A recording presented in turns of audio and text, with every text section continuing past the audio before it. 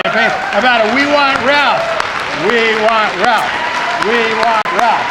We want Ralph. We want Ralph. We want Ralph. We want Ralph.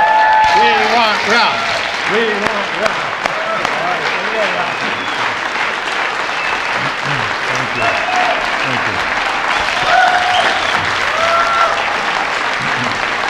Thank you.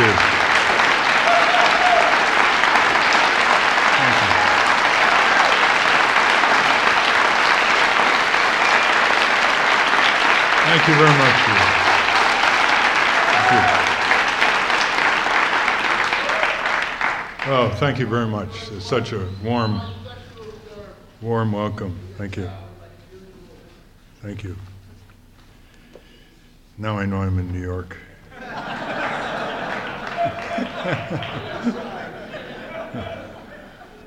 Thank you, Carl. And before I get into my remarks, I just want to note that I read, as you did, in the New York Times very recently, that the New York Yankees, who I adored when I was a young child, largely because of the example of Lou Gehrig and his stamina, New York Yankees won another $300 million in tax-free bonds to support the new stadium. It's not enough that 20 acres of parkland were taken, trees were cut down, the old stadium wasn't renovated. It's not enough that they've already received taxpayer subsidies for entertainment, which I don't think taxes should be used for. And at the same time, I just got another review of the physical structure of New York City public schools and the clinics and the libraries and the need for rebuilding the bridges and the highways and the public transit, modernizing a lot of the public works and under the roads, the sewage treatment plants and the drinking water purification plants. But there's not enough money for these necessities, but there's enough money for the New York Yankees and George Steinbrenner. There's enough money to blow apart Iraq, a country that never threatened us. $14 million an hour, 24 hours a day is what it's costing us, and that doesn't count the veterans' support for years and years for the injured and the sick. And, just reading the New York Times and other newspapers, the information is available. We know what's wrong in one area after another. We also have a pretty good sense that we have solutions all over the place, whether it's for energy, for tax reform, for health insurance, for affordable housing. We have solutions on how to make government accountable. We have solutions on how to crack down on corporate crime, fraud, abuse. It's looting pensions and draining investors, the whole Wall Street crookery, all the way down to Enron in Houston. You know what's missing? What's missing here? What's the missing ingredient? It's us. We're the missing ingredient. There is no way this country can be driven into the ground as it's being driven by giant multinational corporations who've hijacked our government, who were born in the USA and grew to profit on the backs of American workers, who when they were in trouble went to Washington to be bailed out by American taxpayers, who when they were in trouble overseas called on the US Marines, and then they come back here, and what's their message to the American people? We're out of here with your jobs and industry to fascist and communist dictatorships abroad who know how to keep workers in their place. It's time that we take a political campaign and merge it into a civic action campaign before November 4th and after November 4th, which is why we call the Nader Gonzalez campaign an 08-09. Now, I know what it takes to make effective change in terms of hours by citizens and how many it takes and the kind of strategies. When I hitchhiked from Connecticut through to New York to Washington, D.C. in 1963 and 64, a few years out of law school, I was picked up by a truck driver in Delaware, and I was on the highway like this, picked me up, and he said to me, where are you going? I said, I'm going to Washington, D.C. He said, to do what? I said, to bring General Motors under federal regulation. I thought, he gave me a strange look. I thought he was going to let me off on the side of the road. Now, those were the days when I believed, and this is the real American dream. This isn't economic accumulation. The real American dream is justice. Equal justice under law, due process, probable cause, access to justice.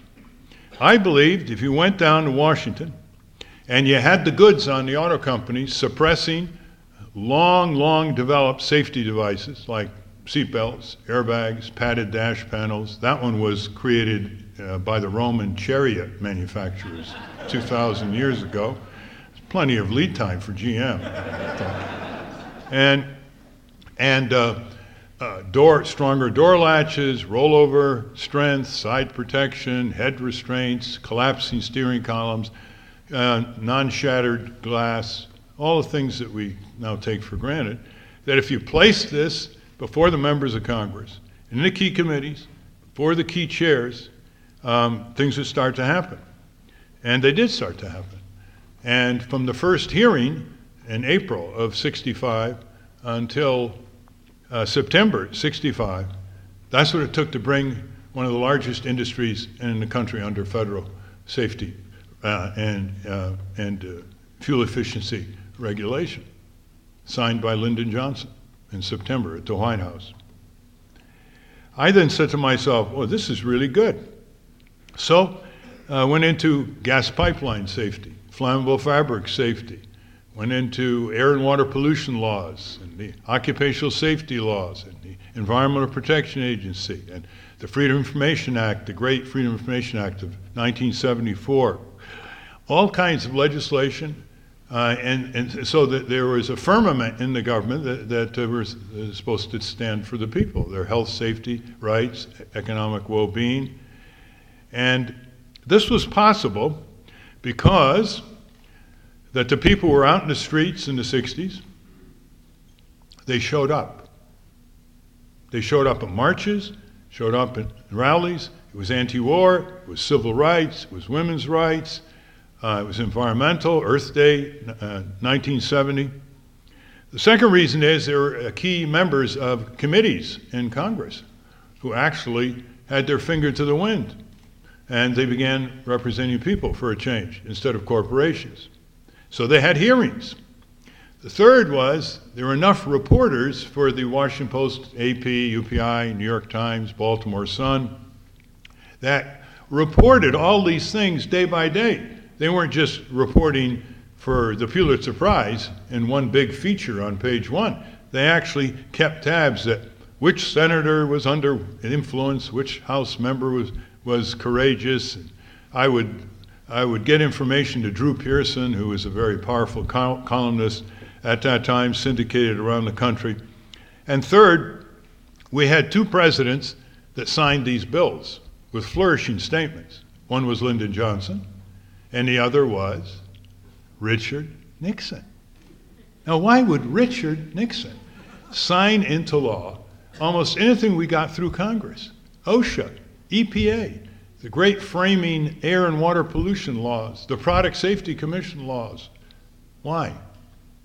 Because he heard the rumble from the people coming out of the '60s.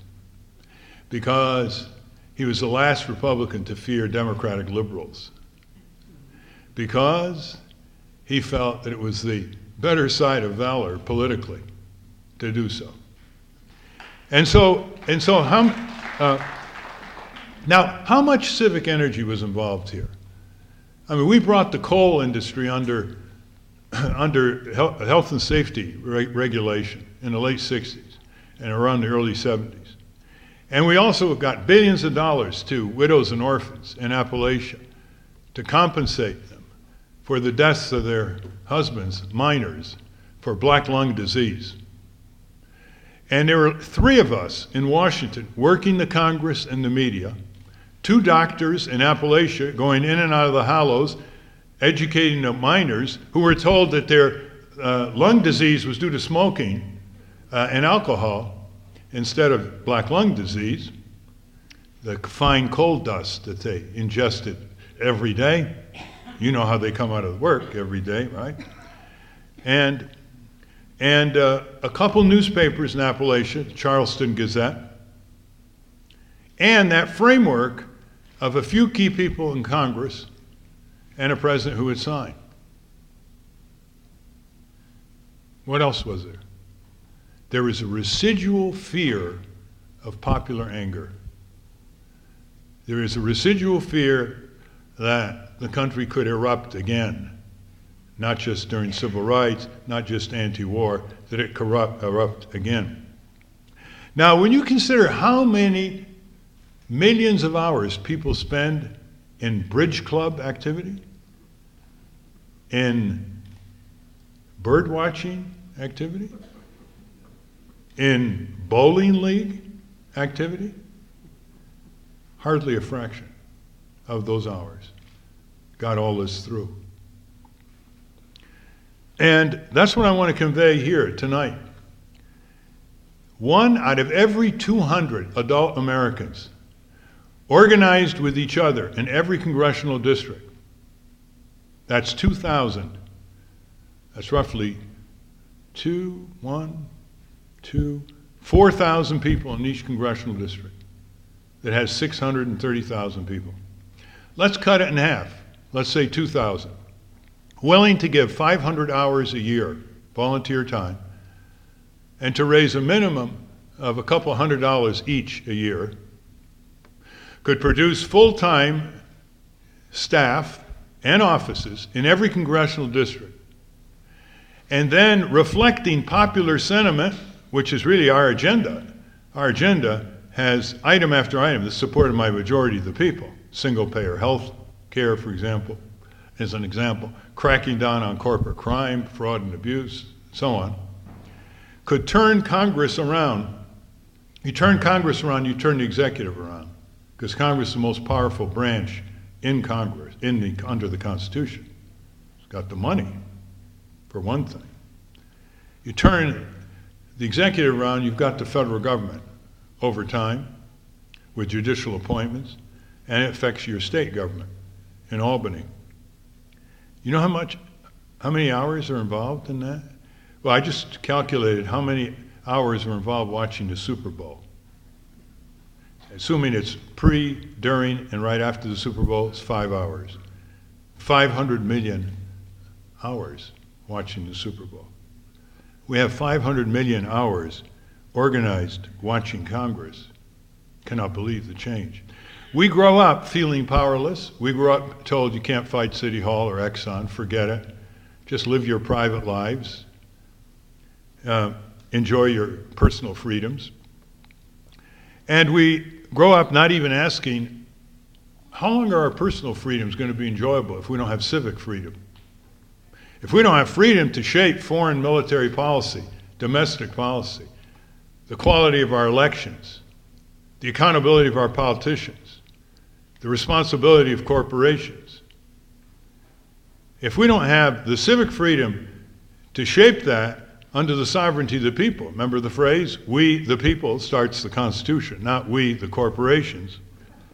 If we don't have that, our personal freedom is going to mean less and less. And that's the distinction we don't make when we say, oh, this is a free country. What does it mean when we say, oh, this is a free country? What it means is that we can work where we want, buy what we want, travel where we want, marry who we want, play where we want. And that's personal freedom. And we have probably more of it than any place around, given the entertainment industry. However, in dictatorships, there's a lot of personal freedom. I was in the Soviet Union once, and I said everything must be completely, straitjacketed. And I was walking down the street in Moscow, and a guy came up and started talking in broken English.